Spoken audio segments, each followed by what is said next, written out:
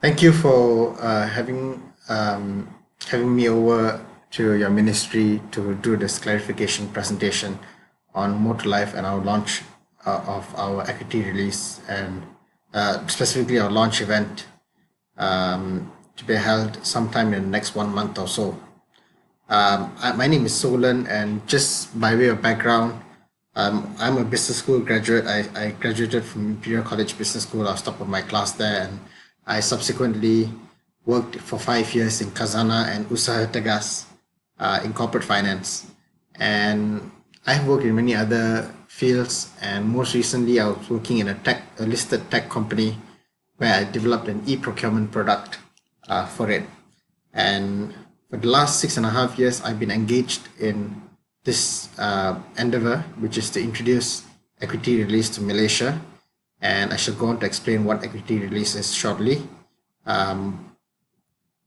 So before I do that, just to set the stage, as you're well aware of, in Malaysia, sorry, around the world, the aging is a phenomenon around the world.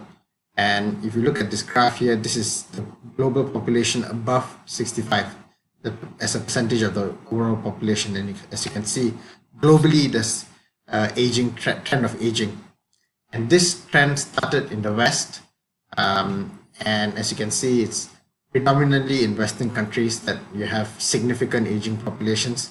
But Asia and other developing countries like Malaysia are catching up.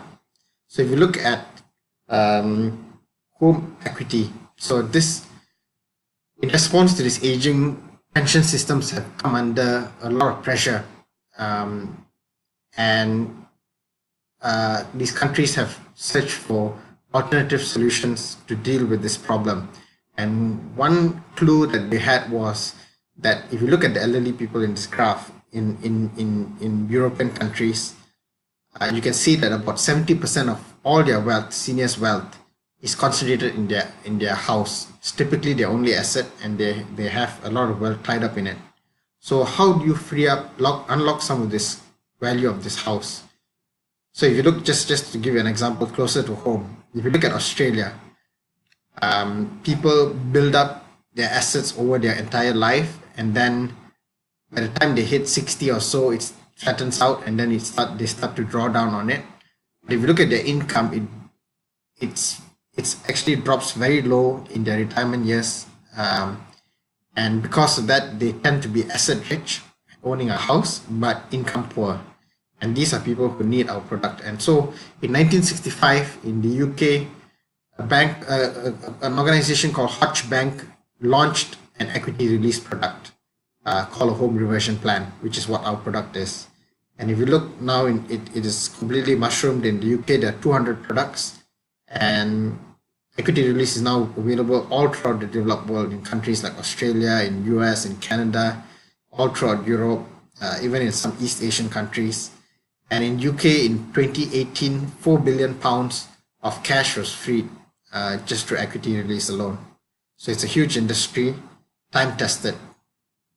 Now let's look at Malaysia. Malaysia's a very young population, but it's rapidly aging as well. If you look at the yellow line, you can see the percentage of people above the age of 60. Yeah. And you can see it's now gone up to 10%. And it will continue to age as time goes on. And pension systems are under pressure. If you look at EPF, for example, it's constantly in the news. You see this article, EPF inadequate for retirement. See another article, most Malaysians cannot afford to retire. We know that EPF is grossly inadequate for retirement purposes. And EPF has just in the last 1 week released a report on expenditure guide for Malaysia, and they said that elderly couple can expect to need 3,100 a month in retirement expenditure. And that's very similar to the figure that was quoted by the Malaysian Financial Planning Council, which did a bottom-up calculation, where they add the cost of a maid, they add the cost of food and so on, petrol, and they got a need for close to 600,000 for your retirement purposes. So Bank Negara is very interested because of these because of these circumstances. And they've actually done 2 study visits to the UK where they met with some of our contacts there. And what they've told us, what they've told them and told us is that they prefer home reversions to a reverse mortgage. These are 2 sister products, and reverse mortgages are offered by banks, and it's essentially a loan, whereas our product is a real estate product. So if you look at reverse mortgages, they pose a threat to the financial system. So Bank Negara is not interested in that. Whereas with ours, there's no such threat. So they want to launch home reversions in Malaysia. They've been looking at it for the last 5-6 years, and they've told us that they wanted the private sector to take the lead on it. So basically for us to take the lead on it. So we've talked a lot about it, but what exactly is a home reversion plan? So it's best explained with a case study. So the case study of Lina, she is 70 years old. She lives in a house in Bangsa, and the house is worth 1.2 million ringgit.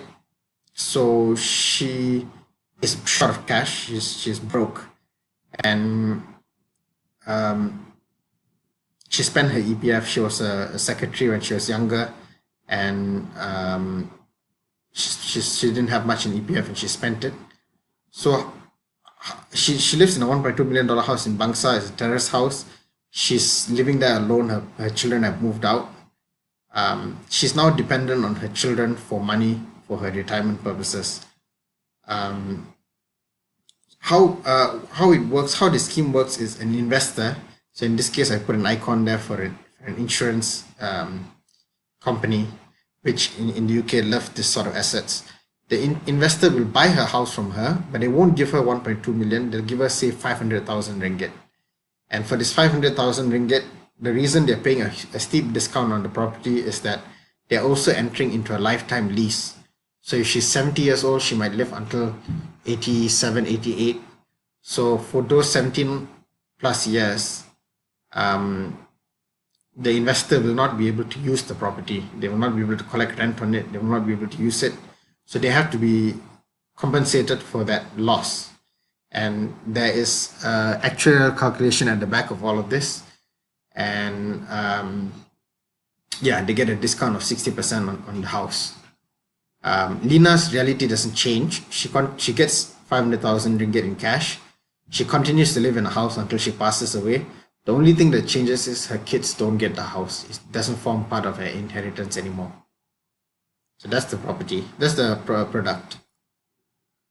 So in Malaysia, 77% of the elderly own their own home, and the average value of a house in the Klang Valley is about 1 million ringgit. 76% of the elderly interviewed in urban areas in Malaysia don't want to move homes. They're happy in their homes. They want to stay in their homes. So what are some of the safeguards in our product? The first of all is that the elderly person will be represented by an independent estate agent to guide them through the entire process, advise them on the price, handle the inspections of the property, handle all the negotiations for the property up to the offer letter. It will all be handled by the estate agent. After the offer letter, it will go to the lawyers, and the elderly person must have an independent lawyer to advise them. We have panel lawyers. There must be an independent appointment of the lawyer. And lastly, the elderly person they'll never face the risk of having to move out of their house while they're still alive, because there is a lifetime lease that's registered on the title, and that lease is protected in law. So that is the safeguard that's offered to them. So I've already introduced myself. This is my partner, John King. He's based in the UK. He was the managing director of the largest home reversion fund in the UK, with assets under management of £500 million from 2000 to 2010. He was also the chairman of the Equity Release Council, which is a trade association, an industry association in the UK, which I will eventually start a similar one in Malaysia as well for the industry. He's currently working in Bauer Retirement, which is another equity release distributor in the UK, as the chairman, but he only works part-time, and he's very much hands-on on our business as well. And he brings best practices to the Malaysian industry. So thank you for hearing me out. I hope that we can have a good question and answer session where I address any of your issues that you might have. Thank you.